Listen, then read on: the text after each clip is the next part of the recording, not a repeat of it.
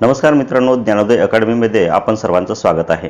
मित्रांनो, या ठिकाणी तुम्ही पाहत असाल की वर्तमानपत्रामध्ये अनेक ठिकाणी न्यूज दिसत आहे की शिक्षकेतर भरती लवकरच होणार आणि ही भरती होणार आहे 30,000 पदांसाठी. तर या बातमीमध्ये किती सत्यता आहे हे आपण या ठिकाणी पाहणार आहोत. ठीक आहे. तर मित्रांनो, या ठिकाणी तुम्ही जर आमच्या चॅनलवर नवीन आले असाल तर या चॅनलला लगेच सबस्क्राईब करा. सोबतच बाजूला असलेले बेल आयकॉन प्रेस करा, जेणेकरून ज्या काही नवीन बातम्या किंवा नवीन भरतीविषयी जे काही अपडेट असेल ते तुम्हाला लवकरात लवकर मिळून जाईल. ठीक आहे. तर मित्रांनो, व्हिडिओला सुरुवात करूया. तर मित्रांनो, आपण पाहिलं असेल की आपण पेपरमध्ये वाचतो आहे की शिक्षकेतर कर्मचारी भरती याविषयी पुढारी न्यूज पेपरमध्ये एक बातमी आली होती आणि जी पदभरती आहे ती पदभरती तब्बल 30,000 पदासाठीची होती. तर ही पदभरती खरंच होणार आहे का, याविषयी काय पाठपुरावा आहे, तर याविषयी आपण माहिती घेणार आहोत.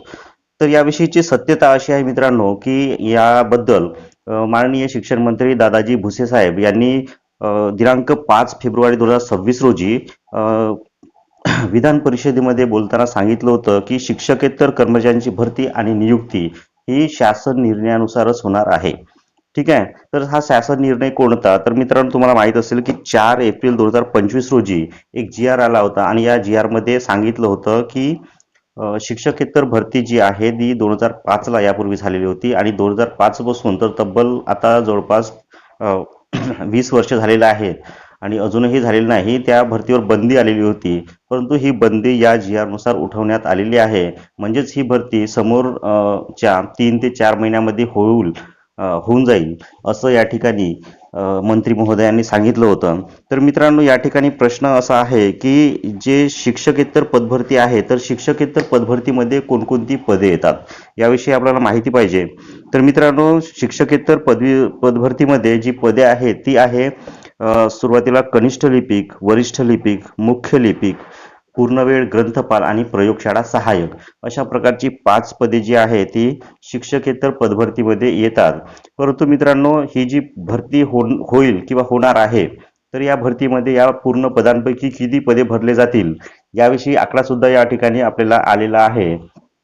तर मित्रांनो, ही जी 5 पदे आहेत त्या 5 पदापैकी फक्त जी पदे भरली जातील परीक्षेद्वारे ती जी पदे आहे फक्त 3 पदे आहे, जे की कनिष्ठ लिपिक, पूर्णवेळ ग्रंथालय सॉरी पूर्णवेळ ग्रंथपाल आणि प्रयोगशाळा सहाय्यक ही 3 पदे पेपरद्वारे भरली जातील.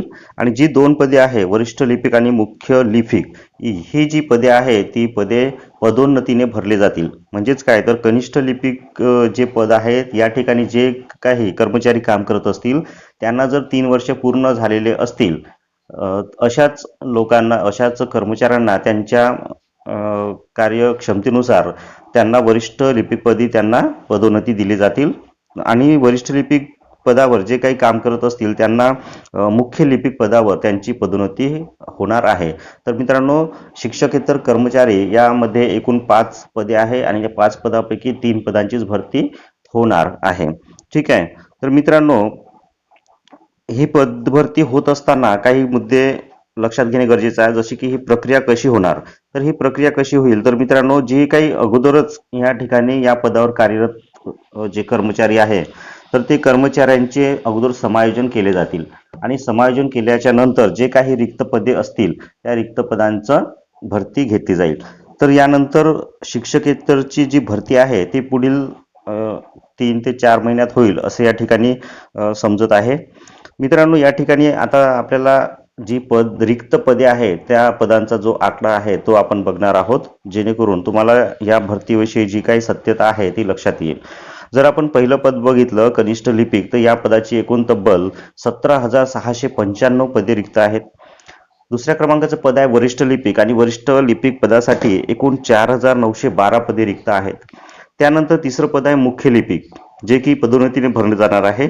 त्याची सुद्धा 923 पदे रिक्त आहेत. त्याच्यानंतर आहे चौथं पद आहे ग्रंथपाल आणि ग्रंथपालाची एकूण महाराष्ट्रामध्ये 2,118 पदे रिक्त आहेत.